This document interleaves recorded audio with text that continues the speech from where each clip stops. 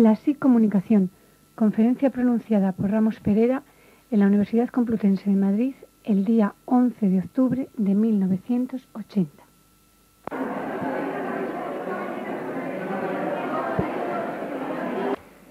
Para mí es una extraordinaria satisfacción iniciar el ciclo de conferencias de este año, de este curso, con un tema tan querido para mí como es el de la psicomunicación. Un tema, un vocablo que yo acuñé al principio de los años 70 y que dio origen en su momento a mi tesina en periodismo, en la Escuela Oficial de Periodismo.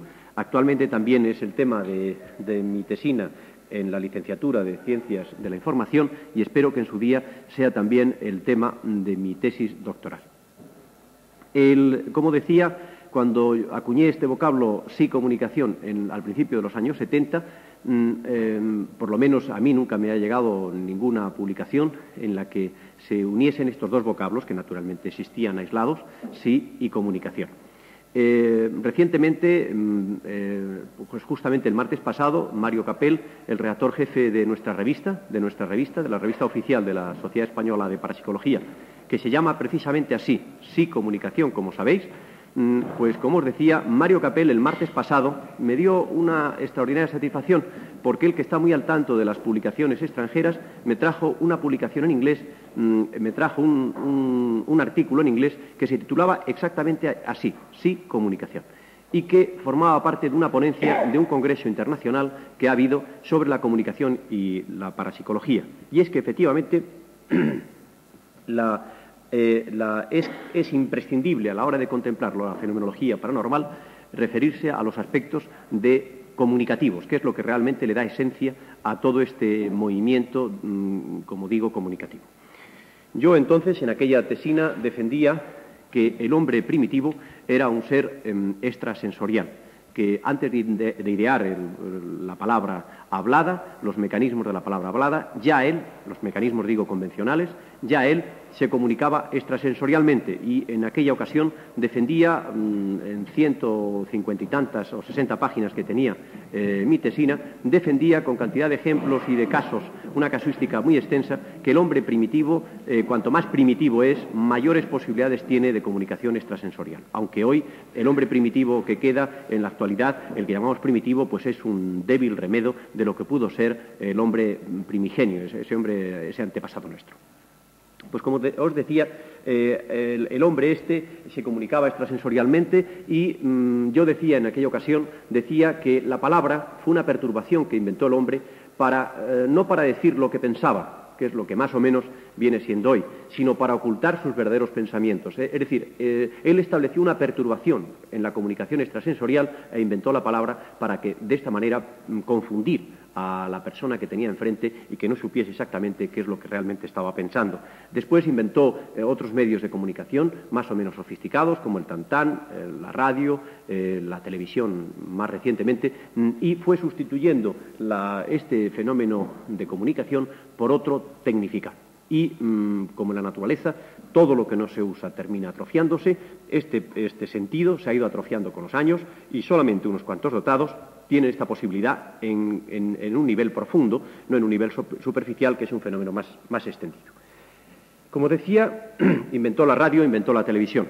Inventó la radio y con la radio vino un invento fabuloso que permitía al hombre al menos seguir imaginando, seguir teniendo en cuenta, practicando un sentido que es el de la imaginación, el de provocar imágenes, el de recibir una sugestión de una palabra de un locutor y que esto le haga ver imágenes de futbolistas jugando en un campo de fútbol o bien una obra de teatro o bien una película, porque yo he visto de pequeño películas a través de la radio, las retransmitían también.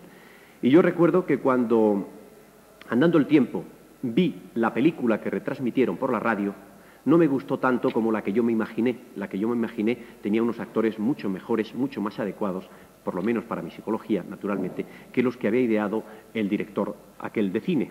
Pues bien, con la llegada de la televisión es evidente que un medio como este, que nos sirve ya las imágenes en bandeja, no tenemos que hacer ningún esfuerzo para verlas, para imaginarlas mentalmente, ya no las sirven, entonces es muy posible que estemos entrando en la era de la inimaginación. Es probable que el hombre del futuro, gracias a estos inventos, sea menos imaginativo, como es menos fuerte, porque tiene otros medios que sustituyen a sus músculos, etcétera, etcétera, etcétera. Pues bien, en esta era de la imaginación, de la inimaginación que estamos entrando, vamos a ver qué tiene que ver en esta era eso que se ha dado en llamar percepción extrasensorial. Y para ello, primero es obligado recurrir al diccionario de la Real Academia Española de la Lengua, que dice en su tercera acepción, que es la que se refiere a sentido en esta acepción que le doy en este momento, dice: cada una de las aptitudes que tiene el alma de percibir por medio de determinados órganos corporales las impresiones de los objetos externos. Por lo tanto, veo que es una paradoja, es una contradicción decir sentido extrasensorial. O es un sentido, y entonces no es extrasensorial, es bien sensorial, o no es un sentido. Y si no es un sentido, huelgan lo de extrasensorial. Si acaso se podría hablar de sentido extrapentasensorial, refiriéndose a los 5 sentidos que antes aludía el doctor Estada. El profesor Yela, aquí mismo, en una magnífica conferencia, defendió, también no estaba de acuerdo con el sentido extrasensorial, y defendió la palabra psicognosia. A mí también me parece más adecuada. Lo que ocurre es que extrasensory perception, que dicen los ingleses, ya tiene las iniciales ESP con las que se conoce en el mundo, o como se conoce en España, PES, percepción extrasensorial, y ya pues es muy difícil a estas alturas cambiar un vocablo que está acuñado de esta manera. Por lo tanto, vamos a seguir usándolo, percepción extrasensorial, aún a sabiendas de que es un término completamente incorrecto. El hombre se relaciona con su entorno, tiene una vida de relación gracias a los siguientes mecanismos. Tiene un sistema de locomoción, que es el que le permite trasladarse de un lugar a otro, esqueleto, articulaciones, músculos, etc. Tiene un sistema cerebroespinal, una médula espinal y un cerebro, con sus prolongaciones en la vida orgánica y motriz. Luego tiene un sistema nervioso vegetativo, que es el que regula los movimientos automáticos, los automatismos del organismo. Y luego tiene, por último, el sistema sensorial. Un sistema sensorial que está compuesto, aparentemente, de 5 sentidos. Y es al que nos vamos a referir. A mí me interesa especialmente contemplar el sentido de los animales porque, en cierta medida, todos los sentidos de los animales son, en este sentido del que hablo, extrasensoriales, ya que se producen, como en el hombre, la comunicación llamada extrasensorial. La comunicación extrasensorial en el hombre se produce sin que éste tenga conciencia de que se está produciendo, es decir, no tiene en ese momento un mecanismo consciente de censura de esa comunicación porque se produce en planos no conscientes. Y esto es lo que está ocurriendo precisamente con el animal. Por lo tanto, estos mecanismos de comunicación del animal son mecanismos tan puros como pudo ser el mecanismo extrasensorial del hombre primitivo, sin este tipo de censuras conscientes, y en este sentido es también extrasensorial. Pues vamos a empezar a repasar los sentidos y a ver si nos sale la cuenta de los 5 sentidos, a ver si nos salen más o nos salen menos. Y para ello vamos a empezar por el sentido que en un principio se llamó sentido universal o fundamental, porque se creía que era el origen de todos los demás, el sentido del tacto. El sentido del tacto prácticamente viene a ser el primer sentido, porque tanto el sentido del olfato, de la vista, etcétera, son sentidos más evolucionados que el sentido del tacto y que han surgido posteriormente. Pero todos necesitan, al igual que el sentido del tacto, el contacto. También el sentido de la vista, el del olfato, por supuesto, el del gusto. Necesitan el contacto con algo.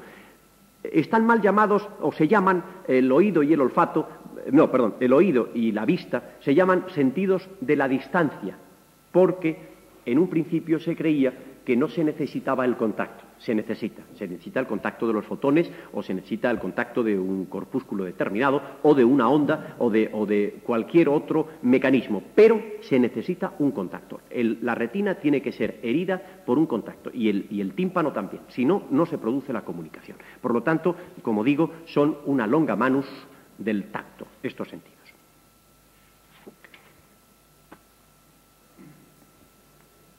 Pero el sentido del tacto es otro nombre desdichado también, tan desdichado como el de extrasensorial. Si se hiciese una encuesta a la población, pues, y le preguntásemos dónde tiene usted localizado el sentido del tacto, seguro que más del 99% de la población diría en las manos. Porque, efectivamente, literalmente, tactar, palpar, es uno de los aspectos, pero uno solo de los aspectos del sentido del tacto. En realidad es un solo sentido. Hay un sentido del tacto, que es el tacto suave, que es esto que hacemos para detectar la textura, por ejemplo, de una tela o de una madera. Ese es el sentido del tacto que que la gente asocia a este sentido. Pero hay incluidos dentro del sentido del tacto otros sentidos que son absolutamente independientes, que tienen sus órganos receptores, conductores, emisores exactamente iguales que cualquier otro sentido. Es decir, que hay dentro del sentido del tacto sentidos tan diferentes como pueda ser el gusto del olfato, que efectivamente están muy cerca, pero que son dos sentidos independientes. Vamos a ver esto. En este sentido, la piel tiene unas células especializadas en la sensibilidad a la presión. Ojo, no al tacto, a la presión. Cuando se hace fuerza ya entran en juego otras células diferentes. Hay otras que son al calor, otras diferentes al frío, otras a la picadura, y otras a la quemadura. Cada una son células diferenciadas. Recientes investigaciones realizadas en Estados Unidos están tratando de dotar precisamente a los sordomudos, o al menos, o en todo caso a los sordos, de una posibilidad de comunicación por la piel, y están ensayándose aparatos para comunicar por la piel.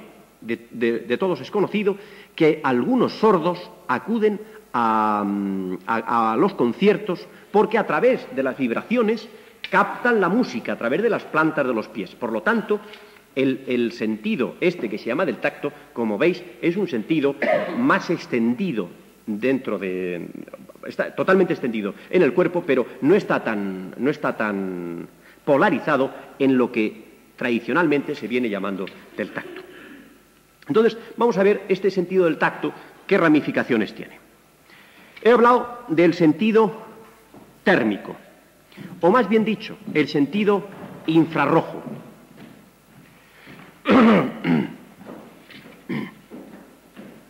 Algunos reptiles, con los ojos vendados, pueden cazar a sus presas simplemente por el calor que desprenden del cuerpo. O sea, por ejemplo, una serpiente de cascabel se le vendan los ojos y inmediatamente caza al ratón.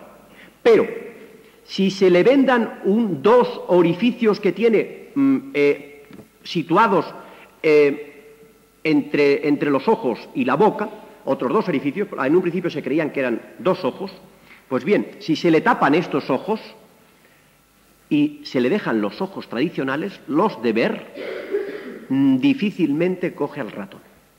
Lo que pasa es que la serpiente de cascabel, también lo que le ocurre es que si le ponemos una bombilla en la jaula y la encendemos, en ese momento se come también a la bombilla, porque no sabe distinguir una bombilla de un ratón. Los propios mosquitos que tanto nos atormentan en verano, se orientan en la plena oscuridad de la noche, dentro de la habitación, se orientan por las emanaciones de calor del cuerpo humano, unido a otras posibilidades de orientación, dicho sea de paso, como pueden ser el ácido láctico que desprendemos. De ahí una de las razones por las que ciertos sujetos son menos propensos a ser picados por los mosquitos que otros. Ese es uno de los factores que influye decisivamente, el olor a ácido láctico que les encanta, por lo visto, a los mosquitos. Pues bien, para que os deis una cuenta de la importancia que tiene este sentido, el térmico, para los animales, baste decir que las boas, pitones y anacondas, es decir, los boidos, esto les basta 0,0000, o sea, 4 ceros, 2 calorías por centímetro cuadrado para estimular y que haya una respuesta este sentido.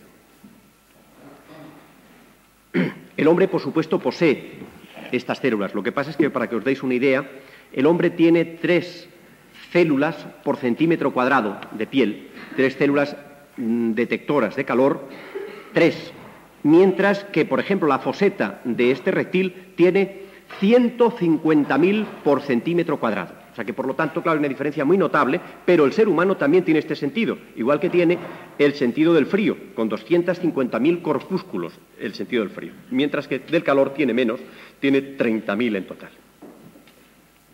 Este sentido calorífico o infrarrojo es el que, según algunos investigadores, y esto no está claro todavía, les permite a las lechuzas cazar de noche y otros investigadores han demostrado cómo ciertas tortugas también tienen este sentido, los calamares, que tienen ojos termoscópicos. Yo, por supuesto, hago un resumen de cada cosa, pero la ficha está más completo. Lo digo porque si después en el coloquio alguien quiere que profundicemos más en alguna de las sugerencias estas, por supuesto lo podemos hacer porque hay muchos más datos recogidos, lógicamente, en las fichas.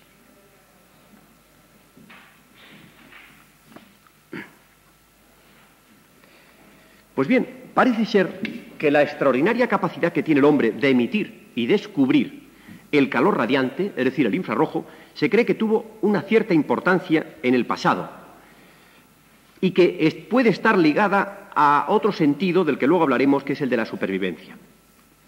Al igual que una joven se puede comunicar con su entorno y decir, por ejemplo, con un lenguaje térmico, decir, por ejemplo, estoy avergonzada de lo que me estás diciendo, y eso lo dice simplemente enrojeciendo las mejillas, que es una comunicación térmica.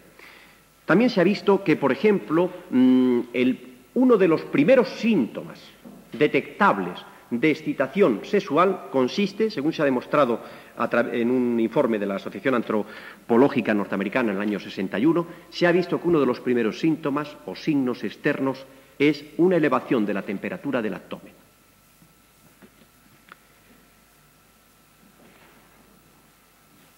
Por lo tanto, una mayor o menor temperatura tiene algo que ver con la comunicación del hombre, tiene algo que ver hasta incluso con las enfermedades. Como sabéis, hay un sistema para fotografiar infrarrojo para descubrir hasta incluso un cáncer de mama, por ejemplo. Por lo tanto, y en el lenguaje corriente hay veces que se dicen cosas que parece que no tienen sentido, pero pueden tenerlo si se analizan a la luz del sentido este calorífico como medio de comunicación. Y es cuando se dice, cuando alguien está encolerizado, que se dice, estaba muy caliente, ¿no? o me recibió con mucha frialdad. Es muy posible que con el tiempo podamos, aplicando el termómetro, medir si nos están recibiendo con frialdad o no, y si está muy enfadado o no. Pues bien, otro sentido del que había señalado anteriormente es el sentido del frío. El sentido del frío tiene, por ejemplo, simplemente voy a citar 2 o 3 cosas para que veáis la importancia que puede tener. Por ejemplo, las secreciones de la tiroides altera la sensibilidad al frío y el hipotiroidismo hace que los sujetos sientan frío, mientras que el hipertiroidismo produce el efecto contrario. Pero parece que el sentido del tacto, en todo caso, es un sentido que se relega, o sea, que está polarizado o monopolizado por los animales, y no es así, no es así. El sentido del tacto también es un sentido de los vegetales.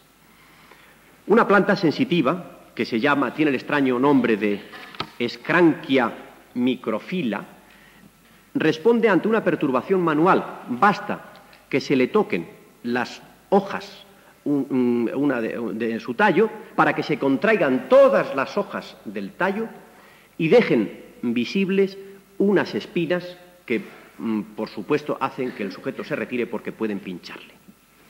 Los zarcillos, por ejemplo, es una experiencia que puede hacer cualquiera de vosotros.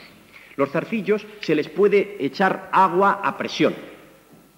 No tienen ninguna respuesta. Se les puede echar hasta incluso mercurio encima. No tiene ninguna respuesta. Pero basta, y esto es una experiencia científica, basta que un hilo de algodón de 25 cienmilésimas de miligramo para excitarle. Reacciona, y de ahí que muchas plantas, si se les pone un hilo de algodón, se enrollen y puedan crecer, mientras que otros se le pone una barra de hierro y no crecen.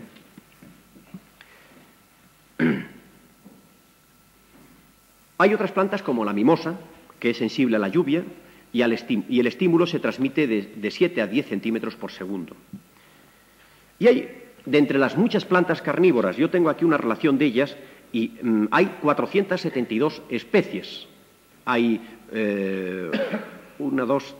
6 familias y en total 472 especies. Pues bien, de estas plantas carnívoras hay una, por ejemplo, por citar simplemente un ejemplo, que es la Dionaea, que tiene unas verdaderas mandíbulas. Tiene unas mandíbulas vegetales, naturalmente, que con tal que se acerca por allí, atraído por su buen aspecto, un insecto, se cierran inmediatamente con una reacción extraordinaria y se la engullen, y se engullen el insecto. De ahí que se llamen precisamente estos animales, estas plantas, Venus atrapamoscas. Otro sentido que puede estar relacionado, pero que tiene, como digo, sus órganos independientes con el sentido del tacto, es el sentido ondulatorio. Muchos insectos utilizan unos pelos sensorios que les dan información de lo que pasa alrededor. Y estos animales por ejemplo, son los animales que flotan encima del agua y que con unas patas. Bueno, pues estos animales van detectando los movimientos ondulatorios del agua y se van situando en una posición o en otra según estos movimientos. O sea que tiene una manera, entre ellos el girino, tiene una manera muy clara de detectarlo. Hay otros animales que tienen en la línea lateral unos pelos especiales que tienen la misma finalidad y hasta incluso les advierten de cuando se les acerca otro pez por las ondas que va produciendo este pez. Otro sentido es el sentido de la presión. Por ejemplo, se ha demostrado que cuando digo se ha demostrado, aquí tengo el dato de la universidad y el investigador. Por no cansaros, no os doy nombres propios, a no ser que sea importante en ese caso darlos, pero aquí están para los estudiosos que quieran saber las fuentes de información. Como se ha demostrado que las palomas son muy sensibles a los pequeños cambios de la presión atmosférica y por ello se cree que estos pequeños cambios de la presión atmosférica le pueden estar sirviendo de patrones de presión, estos patrones de presión para orientarse. De otras muchas, luego hablaremos de las palomas porque tienen otros muchos sentidos de orientación, pero bueno, este es uno de ellos. Y no todas las palomas, por supuesto, siempre hablo de algunos animales. Luego hay otro sentido que parece que es parecido al anterior, pero que es otro órgano completamente diferente, que es el sentido de la profundidad o del... Por ejemplo, hay peces que tienen una vejiga natatoria que conforme van profundizando en el agua, la presión va haciendo que la vejiga les presione a su vez y presiona sobre unos huesecillos que se van comunicando con el oído del animal y gracias a eso el animal está sabiendo en cada momento a qué altura se encuentra, es decir, con respecto al nivel del agua. Vitali habla, que es un conocido investigador, de que los pájaros también tienen este sentido de la presión atmosférica. Y el hombre, por supuesto, también lo tiene, sino que se lo pregunten a aquel que haya viajado alguna vez en avión, en un avión que tenga el sistema de presurizado, lo tenga estropeado, y verá si tiene ese sentido o no lo tiene, si ha detectado las irregularidades en la presión atmosférica. Y desde luego aquellos que han subido a una ciudad muy alta o a una montaña saben perfectamente que notan un malestar muy claro y un dolor hasta incluso muy agudo cuando suben muy alto, y es precisamente a la presión atmosférica. Pues bien, hablaba de dolor y vamos a hablar de otro sentido también diferenciado, que es el sentido del dolor. Según Walter, el sentido del dolor dispone de órganos interiores, exteriores, propios y sus propias conexiones nerviosas exclusivas. Este sentido, que evidentemente está muy relacionado con el sentido de la supervivencia, se relaciona también con otros sentidos dentro de la gama de la supervivencia, que podría ser un sentido genérico, pero que tiene sus sentidos particulares, que podría ser el sentido de la sed, en el que no voy a ahondar, o en el sentido del hambre, en el que es obvio señalarlo, pero que son fundamentales para la supervivencia del ser humano. Si el ser humano no supiese que tiene hambre o que tiene sed, pues por supuesto no estaríamos aquí en este momento, no existiría el ser humano. Pero el sentido de la supervivencia es un sentido complejo, como digo, son muchos sentidos que se agrupan bajo este sentido de la supervivencia. Por ejemplo, millones de mamíferos, reptiles, insectos, duermen durante todo el invierno y, hibernan. Esta hibernación hace que su temperatura descienda, sus constantes vitales, etcétera, al mínimo que se necesita para poder vivir, porque si no, no sobrevivirían al invierno. Para que os hagáis una idea de los niveles a los que llega para poder supervivir, su instinto les marca estos niveles. Por ejemplo, una marmota hibernante, siempre os hablo ahora de animales en estado de hibernación, permaneció en una atmósfera de anhídrido carbónico durante 4 horas. Un murciélago, también hibernante, fue sumergido en un cubo de agua durante 1 hora. Un erizo sobrevivió a una inmersión de 22 minutos. Es decir, que cualquiera de estos animales, que por supuesto vivos no hubiesen aguantado, por supuesto, estas perrerías, en estado de hibernación salieron de ellas con vida. Y bueno, en este sentido de la supervivencia se puede hablar de lo que se llama a veces el reflejo de la muerte, que son los animales que en un momento determinado, cuando se sienten en peligro, cuando detectan el peligro, inmediatamente simulan que están muertos. Y además parece que lo están realmente. Son las cucarachas, las zarigüeyas, la serpiente tordón, la polilla, etc. Luego hablaremos de las polillas porque es muy interesante también el tema. Bueno, si hablamos del dolor, es imprescindible en una concepción hedonista del ser humano, es imprescindible hablar del placer. Y hablar del placer nos lleva inmediatamente a los productos químicos que nos dan placer. Quizá el que, supongo que con sentido bien diferente al que yo voy a emplear, dijo que la religión es el opio de los pueblos, quizá no sabía que estaba acertando, desde el punto de vista científico estaba acertando. Porque cuando un sujeto se encuentra en una situación de éxtasis, cuando está rezando, cuando realiza un deporte, aunque sea peligroso, que le satisface, es porque en ese momento el cerebro está segregando una sustancia que son las endorfinas, que son unas sustancias capaces de, son en realidad una sustancia opiácea, es decir, en realidad es una morfina. Es una morfina que que segrega el cerebro humano y que se han detectado otras, como son anfetaminas, tranquilizantes, cocaína y alucinógenos. Es decir, todo esto lo segrega el cerebro humano en ciertas condiciones. Y de ahí que hay gente que haga cosas como muy raras, por ejemplo, saltar un salto muy peligroso, etcétera, porque en ese momento es cuando obtiene esa recompensa. Y hay algo que irrefrenable para él, que es volver a hacer eso, se vuelve en realidad un drogadicto de sí mismo, hacer eso para obtener la recompensa. Por ejemplo, para que os deis cuenta de la dependencia, de la tremenda dependencia que nosotros tenemos o que podemos tener de nuestras endorfinas, ha habido una experiencia muy interesante que se ha realizado por el doctor Olds en Estados Unidos, que consiste en lo siguiente. Han localizado ya los centros del placer.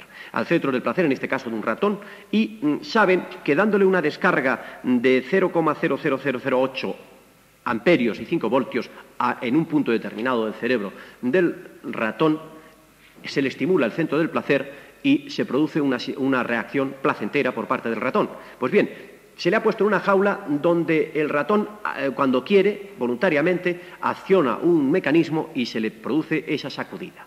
Pues bien, El ratón, a partir de ese momento, deja de comer, de beber, de tal, no tiene ningún otro interés que apretar ese mecanismo, y el ratón, en un solo día, apretó 24.000 veces el mecanismo.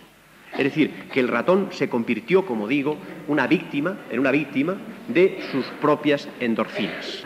De ahí que ahora esté resultando muy interesante ciertos estudios que se están realizando sobre la eliminación del dolor mediante la acupuntura, porque se ha demostrado, y de esto nos va a hablar un día de estos el doctor Cancelo Hidalgo, que por supuesto sabe de esto no ya mucho más que yo, que eso desde luego sabe todo, pues aplicando estos dos electrodos, como decía, se produce una excitación de endorfinas. Y de ahí la razón por la que en ese tratamiento se produce un bloqueo del dolor, cada vez que se produce el tratamiento, porque se están excitando las endorfinas. Pues bien,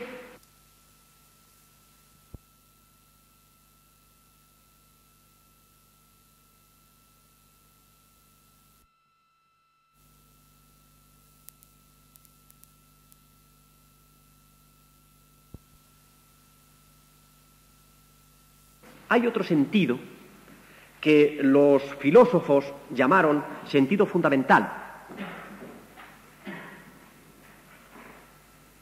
Otros lo han llamado sentido corpóreo, y es el que nos advierte del estado general del organismo. Es una conciencia, como dice Romini, muy primitiva, y nos acerca a nuestro organismo y detecta lo que está pasando dentro de este organismo. Y este sentido está relacionado con un sentido muy extendido en los animales, más de lo que se cree en los animales irracionales y de alguna manera en el hombre en menor intensidad, que es el sentido de la autocuración. Las aves y los mamíferos parecen saber qué hierbas curan cada enfermedad. Precisamente en la antigüedad los hombres aprendieron muchas de las técnicas de sanación observando a los animales. Observando cómo, por ejemplo, lo que hacían cuando tenían molestias digestivas o tenían fiebre, cómo el oso arrancaba raíces del lecho, cómo un pavo salvaje durante la temporada de lluvias invitaba a sus crías a comer hojas de benjoín, o cómo el lobo, mordido por una serpiente de cascabel, mascaba la planta serpentaria. En el Parque Nacional de Yellowstone se puede observar todavía cómo los osos en cautividad, los osos grises, utilizan baños de azufre caliente para aliviar sus dolores, sobre todo los osos mayores. Y muchos animales, como los elefantes, la codorniz, el pato salvaje, toman baños de polvo o de limo para protegerse de los parásitos. Los osos untan sus heridas con una resina de abeto o de picea y en ocasiones de arcilla. El orangután, el chimpancé o el gorila, cuando están heridos, intentan restañar el flujo de sangre de la herida con sus manos y cerrarán luego el orificio con hojas aromáticas astringentes. Ciertos animales provocan vómitos a voluntad y toman laxantes, como es el caso de los cánidos y de los félidos. Por ejemplo, un animal que tiene fiebre busca un sitio aireado, umbroso y cerca del agua, y permanece quieto hasta que se cura. Quizá sería lo mismo que le aconsejaría el doctor Estada si el animal le consultase. A todos mis pacientes. En cambio, un animal reumático busca instintivamente el lugar más cálido que puede encontrar, al sol, y absorbe todo el calor que le es posible, lo cual es bueno para su enfermedad. Posiblemente también le recomendarías eso. Y en la época de ovulación de los animales, estos buscan ingerir productos calcáreos. De ahí la razón de que a ciertos animales, como algunos pájaros domésticos, cuando llega ese momento, pues se les pone un trocito de algún elemento calcáreo, que puede ser un trozo de hueso de sepia o algo así. Hay otro sentido que puede parecer que está ligado con el sentido del tacto, pero que es un sentido también independiente, que es el sentido muscular. El sentido muscular informa de la posición de un miembro en relación con el medio. Ese no es el sentido del tacto, es otro sentido, y además tiene unos nervios precisos que se llaman los propioreceptores. Esos son los responsables de esa sensación, de saber dónde se encuentra en cada momento uno de nuestros brazos o de nuestras piernas. Y hay otro sentido, que es el sentido de la velocidad y del movimiento. Por ejemplo, la mosca azul se ha visto que en sus antenas tiene unos... se le han puesto unos...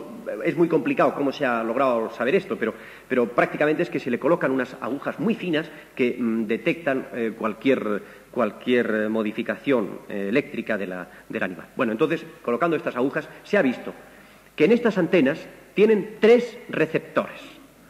Uno de ellos, el A, se pone en marcha, esto en un momento determinado, esto según las velocidades, y así sucesivamente, según las velocidades del viento. Y este mecanismo es tan sensible que él sabe en cada momento a qué velocidad va. Y además pone el cuerpo en la posición correspondiente a la velocidad que en este momento tiene, la velocidad del aire, del viento, etc. Bueno, esto también lo hace el escarabajo del estercolero. Esto en los mamíferos se debe, el sentido este de la velocidad, se debe a que tenemos 3 canales semicirculares, que por supuesto también tiene el hombre, y la inercia al correr, la inercia del líquido que tenemos en el oído interno, en estos canales, esta inercia es la que nos hace sentir la velocidad. Hay unas pestañas muy sensibles que son las que nos van detectando ese movimiento del líquido. Bueno, hay otro sentido, que es un sentido tradicional, clásico, en el que no voy a insistir, que es el sentido, obviamente, del gusto. Pero no todos los animales tienen, haciendo un chiste fácil, el mismo gusto que los seres humanos. La mosca común, por ejemplo, cata con los pelos de sus patas, también con su boca en forma de trompa, pero también con los pelos de sus patas. El pez gato saborea con todo su cuerpo, es decir, no tiene escamas y todo su cuerpo es un gran paladar. Y, por ejemplo, se sabe que los tiburones también tienen papilas gustativas a lo largo de todo el cuerpo y muchas veces antes de devorar a su presa dan una pasada, rozan y al rozar están degustando y toman la decisión de echarle el diente o no echarle el diente según les guste o no les guste. Nosotros, como sabéis, tenemos el sentido del gusto, tenemos la posibilidad de saber 4 cosas con este sentido, que son las sensaciones saladas, ácidas, amargas y azucaradas. Otro sentido, también tradicional, es el del oído humano. Me interesa mucho hablar del oído en general y del oído humano en particular, porque muchas veces se habla de información subliminal, se habla de que el hombre puede estar recibiendo una información que no la reciba a nivel consciente. Y en el caso concreto del oído es un exponente muy claro, porque cuando se hacen las mediciones de las vibraciones que es capaz de recibir el ser humano, dicen que los tímpanos reciben desde 16 vibraciones por segundo hasta 20.000, aunque en la infancia pueden percibir hasta 40.000. Pues bien, como nosotros, eso es cuando el oído penetra por el pabellón auditivo. Pero si el oído vibra a través del hueso, podemos recibir hasta 176.000 vibraciones en vez de 20.000. Por lo tanto, ojo a esto, porque podemos estar escuchando, si la fuente de sonido está muy cerca y puede hacer vibrar el hueso, podemos estar escuchando hasta 176.000 vibraciones en vez de 20.000. Y esto puede justificar algunas informaciones de tipo subliminal que algunas veces se han despreciado. Nosotros tenemos, y aquí va a ir una anécdota, tenemos, como sabéis, después de todo el sistema del oído externo, tenemos finalmente, y pasado el oído interno, un sistema de caracol, un caracol que tiene unos 35 milímetros de largo y que puede sintonizar hasta incluso con una emisora de radio.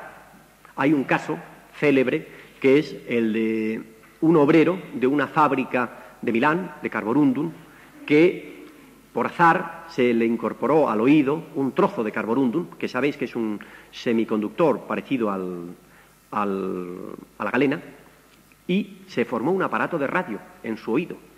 Y este hombre, en principio, fue investigado por los parapsicólogos de turno, creyendo que era un fenómeno paranormal, porque en el interior escuchaba Radio Milán como si tuviese un aparato de radio puesto al oído. Hasta que este hombre acudió a un investigador que además le miró en el oído y descubrió el carborundum. Recientemente, me parece que has sido tú o no sé quién me ha dado un recorte de prensa de un caso que ha habido en Estados Unidos, creo recordar, de un señor que también escuchaba una emisora local.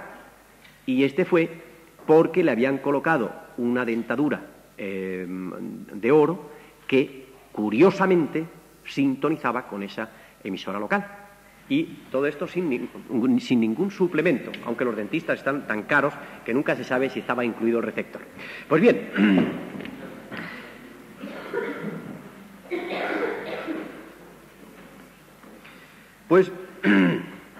vamos a hablar del sentido del oído de algunos animales, como son las mariposas.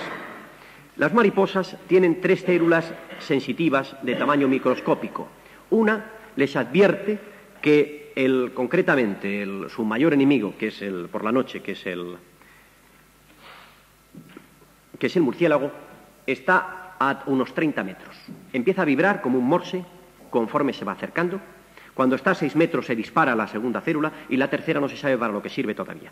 Pero una noche estaba un investigador norteamericano muy conocido de toda la investigación de los animales, sobre todo especialmente de los murciélagos, Raeder, estaba en su casa con unos amigos, una noche de verano, y uno de los amigos se entretuvo, estaba aquello lleno de mariposas nocturnas, que precisamente las mariposas se acercan a las lámparas artificiales porque todavía no han aprendido a distinguir en su evolución el sol o la luna de las lámparas, y seguían por la luna, seguían por el sol, y entonces no han aprendido todavía a distinguirlo, y entonces se acercan al sol, que es esta lámpara, y se terminan quemando. Pues bien, como decía, este investigador estaba con unos amigos y uno se le ocurrió coger un corcho humedecido y pasarlo por el borde de un vaso. Y el chirrido que produjo hizo que inmediatamente todas las mariposas que había allí cayesen al suelo como fulminadas. Se quedaron asustados. Uno de ellos dijo, bueno, es que este ruido cierra los nervios. Era muy ingenioso aquello, pero desde luego los nervios de las mariposas estas estaban impecables. ¿Por qué? Al cabo de un rato salieron volando. Lo que pasaba es que estas mariposas habían detectado el mismo sonido que produce precisamente su peor enemigo, el murciélago. Y ese es el mecanismo que tienen de defensa. Cuando se ven ya irremisiblemente atrapadas, caen a plomo, que es técnicamente hecho por computadora la única respuesta que puede tener lógica la mariposa en ese momento. Una computadora no le puede dar otra respuesta que dejarse caer al suelo. Pues bien, ante esta misteriosa respuesta, el investigador Raeder pues siguió investigando sobre este tema y entró en el mundo fabuloso de los sentidos del sonar. Las ballenas, se sabe, vamos a decir esquemáticamente qué es el sonar. El sonar es una emisión de sonido que se refleja en un obstáculo, se recibe la respuesta, se recibe el eco, y el sujeto sabe, en este caso el animal, sabe a qué distancia se encuentra el obstáculo. Digo el sujeto porque también lo tiene el hombre, es decir, el sonar tiene artificialmente el hombre, y luego veremos si naturalmente, pero tiene artificialmente, lo ha desarrollado, y se llama así precisamente sonar, que es parecido al radar, pero el radar son ondas de otra naturaleza. Pero en este caso concreto son ondas de sonido, de ultrasonido normalmente. Entonces esto lo tienen las ballenas, y por eso recibieron en un principio el nombre de las ballenas de canari marino, por ese sonido que emitían, que no sabían para lo que servía.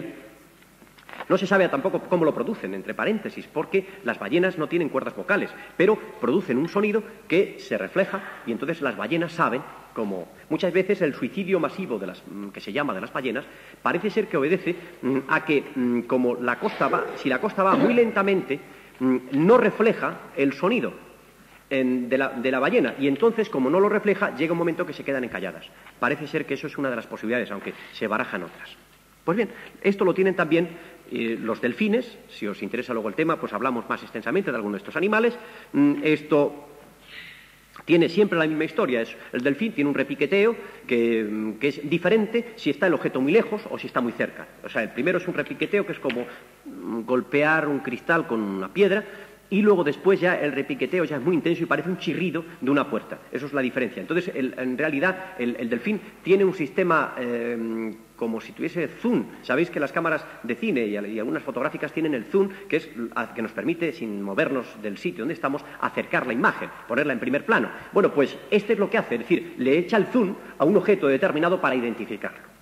Lo que no se sabe es cómo este animal puede distinguir a una marsopa de un tiburón o de un cachalote a esa distancia simplemente con el sonido. Hay una cantidad enorme de misterios y es posible que algunos estén muy relacionados con lo que hoy se llama la percepción extrasensorial. Bueno, pero yo creo que el gran protagonista de los ultrasonidos, del mundo inquietante del sonar, es el murciélago. El murciélago, para que os hagáis una idea, no tropieza en unos cables que sean de 0,2 milímetros de diámetro. No tropieza. Es capaz de detectar ese cable a 3 metros de distancia. Y tiene varios sistemas, que también podemos hablar en el coloquio, de comunicación. O sea, hay 2 sistemas básicos. Unos emiten por la nariz y otros por la boca, y tienen sistemas diferentes de comunicación. Y para que os hagáis una idea, hay una cueva en Texas que tiene 20 millones de murciélagos. 20 millones. Figuraros cuando salen, a la vez todos, el griterío que organizan. Bueno, no se interfieren unos a otros, no choca ninguno, en plena oscuridad.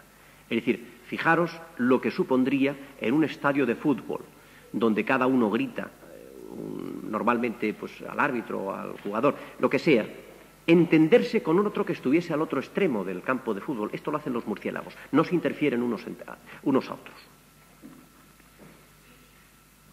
Pero hay un misterio enorme en el tema de los murciélagos, que es, hay 4 variedades de murciélagos que son cazadores de peces, o sea, pescadores y cazadores en el sentido de que los atrapan. Estos van volando por encima del agua, en aguas turbias, normalmente aguas turbias porque si no el pez no estaría a su alcance. El pez, por lo tanto, no les ve, y ellos van volando a ras del agua y saben perfectamente que en un momento determinado hay un pez a su alcance y echan la zarpa y lo atrapan. Bueno, esto no lo ha logrado el hombre todavía. El hombre, con el sonar, cuando quiere transmitir el sonar a un submarino, necesita una boya, porque, os voy a dar el dato, esa energía rebota en el agua y solamente 1/1000ª de su energía penetra en el agua, por lo cual la señal no es perceptible, porque luego en el rebote, o sea, podríamos decir que cuando rebota ya en el pez, esto llevado a la terminología del sonar de los aviones, representaría 1/1000ª del eco. Entonces, esto es tan despreciable que el ser humano no ha encontrado todavía otro sistema para solucionar este problema que emitir desde un avión a un sonar, a una boya por el sonar, y luego ya por otro medio la boya transmite la información. Bueno, este sentido del sonar no es el único que tienen los murciélagos. O sea, los murciélagos, y esto parece que es una constante en muchos animales, que tienen varios sistemas. Si les falla uno, funciona el otro. Luego lo veremos con algunos otros sistemas, si nos da tiempo, porque esto es una larga historia, la historia de los sentidos de los animales. Pues decía que el sentido este de la orientación es otro nuevo sentido. El sentido de la orientación que también tienen los murciélagos. Los murciélagos que son transportados en cajas a 300 kilómetros, en cajas herméticamente cerradas, en que no hay ninguna posibilidad de que entre luz o cualquier otra información. Bueno, pues vuelven otra vez a su lugar de origen, a su cueva, a 300 kilómetros. Esto, hay un caso, por ejemplo, muy interesante, que es el de las currucas. Es muy interesante porque las currucas casi van en contra de todas las hipótesis que se habían barajado sobre la orientación de las aves. Se dicen, unas es que las jóvenes siguen a las adultas y siempre hay uno que coge el relevo. Otros decían, bueno, es que vuela y se guía por el sol. Otros, es que vuela y, bueno, dicen, bueno, pues las currucas concretamente vuelan en solitario y por la noche, solas, Y las novicias, las que acaban de salir del huevo, vuelan exactamente igual y se orientan exactamente igual que las adultas. Muchas de estas, para no cansaros con datos, se orientan por las estrellas. Otras se orientan, ha habido experiencias muy bonitas sobre este tema. Tengo que frenarme y de alguna manera morderme la lengua, porque hay cosas muy bonitas sobre el tema de la orientación de las aves, experiencias que se han realizado, pero claro, tengo que hablar de otras muchas cosas. Entonces, lo que os decía es que otras se orientan por el sol, otras por las formas de la Tierra, etcétera. Hay muchas formas, pero no está claro porque han ido eliminando cada una de estas formas y también tienen otros métodos de orientación, otros métodos que no se conocen. Por ejemplo, el gato. Se han hecho experiencias muy interesantes con gatos y también con ratones en este sentido se han hecho la misma experiencia. Se ha cogido unos gatos, se han metido en unas bolsas herméticamente cerradas, a la luz, se les ha mareado por la ciudad, se les ha dado vueltas y se les ha llevado a un sitio donde hay un laberinto que tiene 24 salidas. Se les ha puesto en el centro del laberinto y todos los gatos van hacia la puerta del laberinto que coincide con la dirección de su casa. Por ejemplo, en cuanto a perrerías a los animales, para desorientarles, yo creo que la lapa se lleva la palma. Porque la lapa, sale siempre está en el mismo lugar de la roca, pero cuando sale se da una vuelta por ahí, vuelve, y entonces a la lapa le han cogido, le han tapado los ojos. Se ha modificado a golpes de martillo la forma de la piedra, de la roca donde ya está. Tiene otra configuración externa. Se le ha echado ácido corrosivo en toda la roca para que no tenga ningún olor, no le recuerde ningún olor anterior. Bueno, pues así todo siempre vuelve al mismo lugar. Y cuenta el investigador que a veces han sido los hombres que han hecho todas esas cosas los que han tenido ciertas dificultades en saber dónde anteriormente se alojaba la lapa. Pero, por ejemplo, por no decir ya más casos, porque esto sería interminable de este sentido de la orientación, decir, por ejemplo, que Heuser nos cuenta un caso delicioso de unos sapos que siempre vuelven a desovar caminando cantidades enormes de kilómetros, ¿no? Vuelven estos sapos al lugar donde nacieron para desovar. Y en el año 56, en el invierno del año 56, en aquel lugar volvieron de nuevo a aquel lugar, aquella charca, los sapos volvieron todos y desovaron en ese mismo lugar. Lo malo es que a todo esto el hombre había construido allí una enorme autopista y desovaron encima de la autopista los que no fueron, por supuesto, aplastados por los vehículos.